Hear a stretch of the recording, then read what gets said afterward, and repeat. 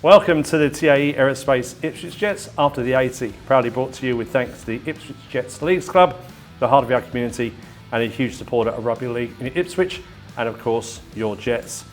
Today we're at the offices and on location at our naming right sponsor, TAE Aerospace, where I'm joined by two wonderful gentlemen. Firstly, Terry Portman, Facilities Manager at TAE Aerospace and a proud supporter of the Ipswich Jets. Whether he's overseeing operations out in Australia's leading aerospace company or cheering from the sidelines at North Ipswich Reserve or Nissan Arena, Terry brings dedication, precision and heart to everything he does.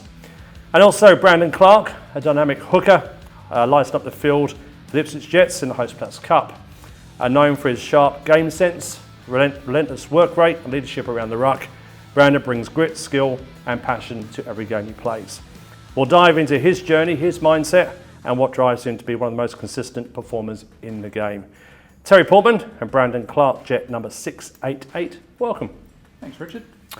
Clarky, let's go to you and talk about the game. First win at Redcliffe for 6 years. How does it feel? It's always good beating Ready at Ready. Like you said, we haven't beaten them in 6 years or something like that. So yeah, it's always good to get the 2 points. So let's talk it through. There's a lot of drop ball in that first 10 minutes. There's 10 errors amongst the two teams, but it made it tough on yourselves. But the first try with Nicholas Halileo making 15 metres, players hanging off him. Ollie pops up again, gets us on the scoreboard. We talk about Ollie a lot. Pretty much Mr. Reliable in that centre position. But tell us more about Nick. What does he bring to the team? So I actually knew Nick previously. We played footy up in Rocky together. Nick's a good competitor. He's fit and tough. He's a different person than when he turned up day one of pre-season. So yeah, he's strong carries and quick play balls always help us get the results. Yeah. And then you're 10-6 down at the break, and then Mad Dog pops up for a double.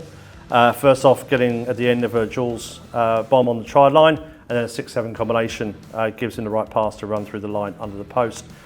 From your perspective, playing around the ruck, how is it playing around such a great halves combination that's developing between Dion and Jules? Yeah, it's really good.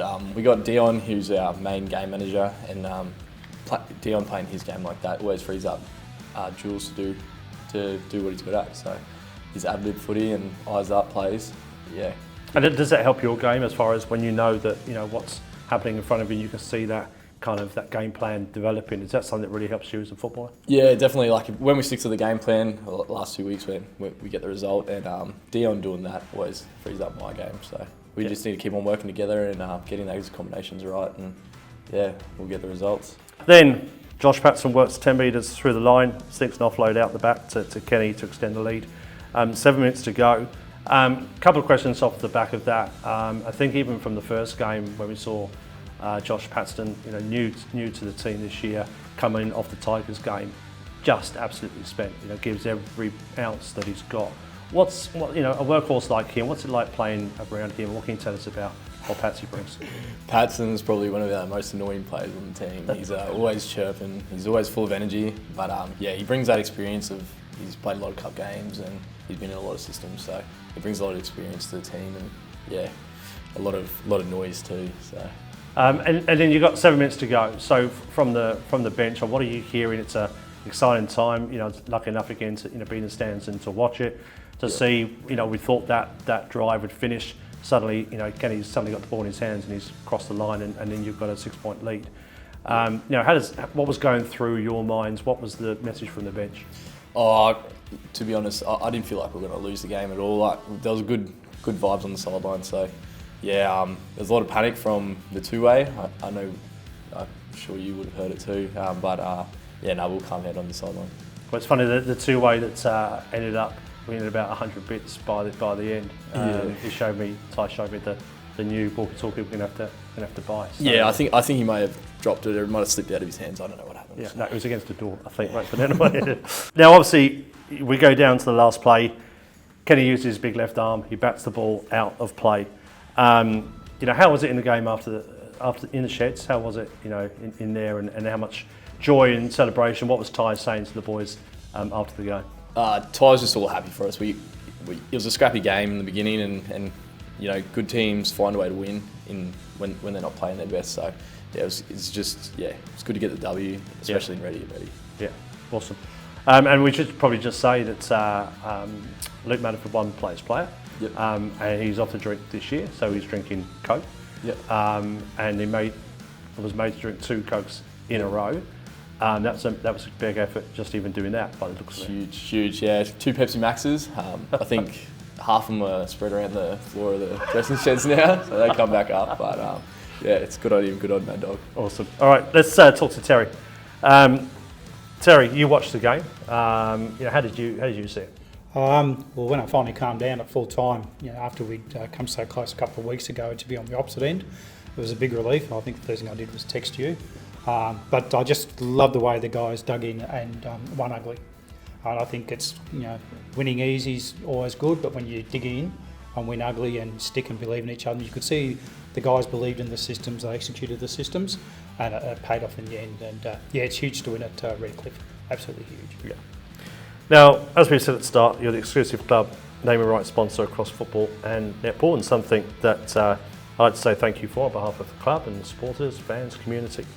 And that's something you've been involved with in the club now for 5 years. So your support and the people we've had the pleasure to work with in TAE over that time have been fantastic. So I'd like to say thank you, first of all, officially. Thank you, it's been a pleasure.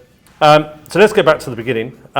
What inspired TAE Aerospace to become a major sponsor of the Jets? And I mean, again, at first look, it's hardly a natural fit. So what was that initial decision made to come on board as a major sponsor? I think the genesis was back in 2016 when Defence invited us to relocate off RAF Base Amberley because the facilities out there couldn't support the new Joint Strike Fighter engine that we were going to maintain.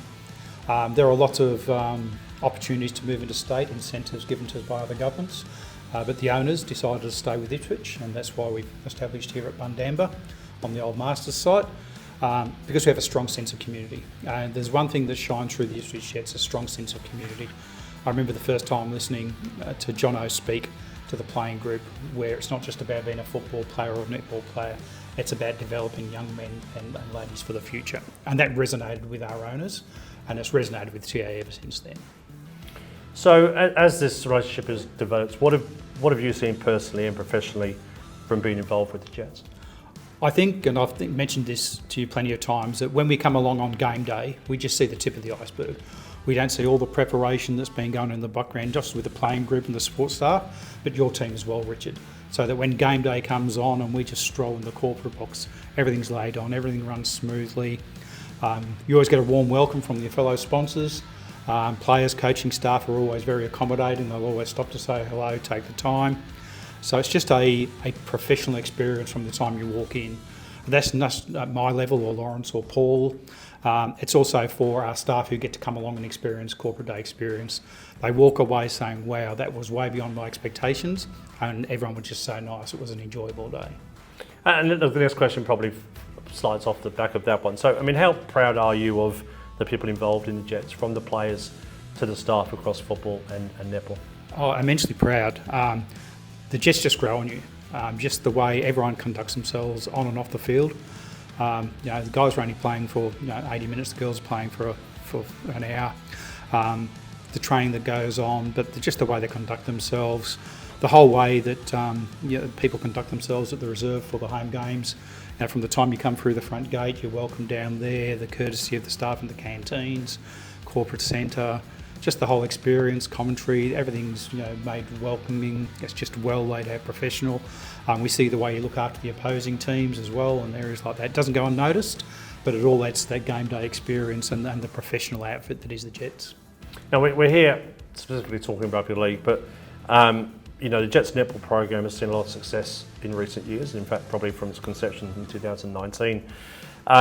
How rewarding is it to support a club that champions women's sport at an elite level? And obviously we'll have the BMD senior women coming into the competition shortly. So how important is that for you to be part of that too? Oh, vitally important. It's really important that we do acknowledge women in all levels of society, not just in elite sport, but certainly the netball girls, the rugby league female teams to date, and the BMD girls always carry themselves with a huge amount of confidence and decorum. The fact that the girls are such elite athletes and they went and won the state title last year was the icing on the cake, and a rich reward for all the efforts that have been put in by the years from the Jets all the way up the vision to join netball all the way through. But it's also important down there that we're looking to recruit more people over the years, and there are career paths for females as well. We're proud to have engineers and technicians and logicians in our team here there, and they can look through and see that that's also recognised in sport. So it was one of the main attractions for the sponsorship, was the fact that we're across elite women and men's sport. Now, it would be remiss of me not to kind of talk to you as a sponsor, because obviously sponsors watching this and prospective sponsors. So why do you believe it's important for all businesses to support grassroots and professional sport? Oh, look, I think sport holds communities together for good times and bad. Everyone, you're doing it tough, having a run around a paddock on a Saturday, whether it be under sevens, A grade. I've been to a few of the A grade games, had a great day down at Harrisville last year, watching the boys trounce the Bombers in front of their Cam bar. That's grassroots football for you. No, very important. So, there's people out there who are thinking about a sponsorship. It really is rewarding. It's not just the elite level, but you get to see the involvement, the amount of time that the Jets male and females put in. Ties, initiative to go out back to the clubs and give to those clubs, and seeing those reports, and just the joy in the faces of those players as they get to go around with the A graders and the Hostplus teams is just magnificent. It's great to be part of it. Now you're well known, around the traps that whilst TAE Aerospace being such a big sponsor in the Jets, but you personally, Terry, have been somebody that's been a great supporter of coming to as many games as you can, both football and netball. So, as a sponsor and as a fan, what do the Jets mean to you as Terry Portman? So I'll start as a fan first. I love my sport. I grew up in Yorkshire, Leeds Rhino, so I've had rugby league in my blood. I just really connect with the Ipswich grit and goes through. It just resonates with my supporter style down there. Love being in the games, love being in the action. So personally, for me, being able to go along to game day, be it netball or rugby league, it's just a really good afternoon out, family outing, etc. From the sponsorship side, I always feel it's important that our sponsors contribute as much as the Jets do to the sponsorship. It's a two-way deal. It's not all one-way traffic. So it's important that we demonstrate how proud we are of our sponsorship, and that we honour our commitments as a sponsor towards the Jets as much as you honour your commitments towards us. I think that's why the agreement has worked so well. It's just that mutual respect and obligation towards each other. But it's not hard to follow the Jets. They're just infectious. There are going to be people watching this that are considering sponsoring the club or being partnering with the club. So what's your message for any businesses considering supporting the Ipswich Jets into the future? Look, come along and have a talk to Richard and the team, see what goes on. Feel free to ask Richard to speak to myself, and we can sort of give you a sponsor's perspective. I can guarantee that you will have a rewarding association if you did take up a sponsorship, no matter at what level. You'll be well looked after, you'll be well supported. The coverage and exposure that TAE gains from the Jets is beyond our wild expectations. We couldn't be more thankful or grateful for the exposure we get. You can't buy that kind of exposure, and it's a great product that we've been associated with. I've said before the things that TAE is really proud to be able to have our name next to the Ipswich Jets logo on the shirts. It's been a real honour. Now the biggest hard-hitting question at last, mate. If it's a Sunday afternoon, hypothetically you have to go and watch Leeds United in English Premier League Game 1 or the Ipswich Jets, which game would you go to? I'll go to the Jets, mate, because you can't beat the live experience. I can always watch Leeds on replay, and knowing Leeds, they'd lose anyway. So, but no, Jets will always be the number one. Live sport is the number one priority whenever you can get to it. You can always watch Leeds on replay, whereas you can't. The excitement, after that PNG Hunters game, for example, you need to be there for that. You don't want to watch that on replay, and any other potential sponsors out there, until you experience game day at North Ipswich Reserve and the euphoria of a win, whether it be the reserves, Cyril Connell, A grade, or a Hostplus. It's just magnificent to be part of it. And similar with the netball out at Nissan Arena. I'd say that Ty watched that Townsville Blackhawks 1 point game on replay in his head over and over and over and over and over and over again. So, yeah. I still haven't calmed down from that one. All right, Terry, thank you. Let's talk to Clarkie. We've talked about the game. Let's talk about you, the player. Mate, you're a Gatton boy. Can you share how growing up in Gatton influenced your decision to pursue rugby league, and why did you, get that appetite to play that sport?